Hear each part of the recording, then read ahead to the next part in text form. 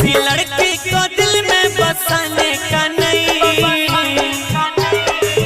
किसी लड़की को दिल में बसाने का नहीं। वो बुलाती है यार मगर जाने का नहीं, वो बुलाती है भाई मगर जाने का नहीं, वो बुलाती है यार मगर लगता वे ले ली पारा नवारे, धोखा देले बिया मुझसे कानावारे, धोखा देले बिया मुझसे कानावारे।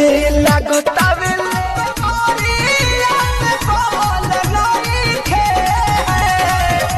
कैसे बताई बात सखिया रे, मैंने भी देवरदी को मौका दिया है, तब मैंने भी देवरदी को मौका दिया है, भतारी मेरा होली में धोखा दिया है। लेकिन बहुत बाजेला। हाँ तो उससे किसी को क्या तकलीफ है? अरे बजला से तकलीफ नहीं खे, ना बाजी तब तकलीफ हो जाई। साला पूरा घर भर के पता चल जाई कि हमनी के अलग अलग सूते नहीं जा। मुझे दर्द दिल का पता न था, मुझे दर्द दिल का पता न था, और प्रेम का रोग लगा दिया, और प्रेम का रोग। यूं मिली थी नजर से नजर, मैं तुझे प्यार करने लगा था।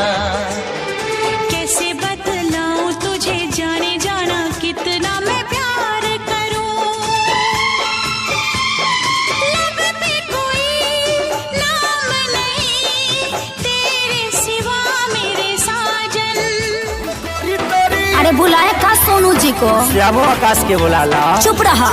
गोरी तोरी चुनरी बझल कौआ, जान मरल हनाए लखनऊआ। न मनबा बदनाम करवई बुका गइया में। अरे ना हो जाड़ा लागत बे मिले खाती अब तू कोरा में सुताब घुसाई क्या छोड़बे फोन ससुरवा से बती आई बाकी ना कहीं बा ओही बा मां जनुआ मा ओही बाकी ना कि हम करी। अरे मुंह महक रहा है हटिए। अरे रजनीगंधा तुलसी खाए है न रे, ये गोरी तोरी चुनरी बझल कौआ, जान मारल हनाई लखनऊआ। चल हटा। कहिया ले हमरा के टच करेगा, हाँ टच करेगा। वो बड़ा डेंजर लगा है चारू पाई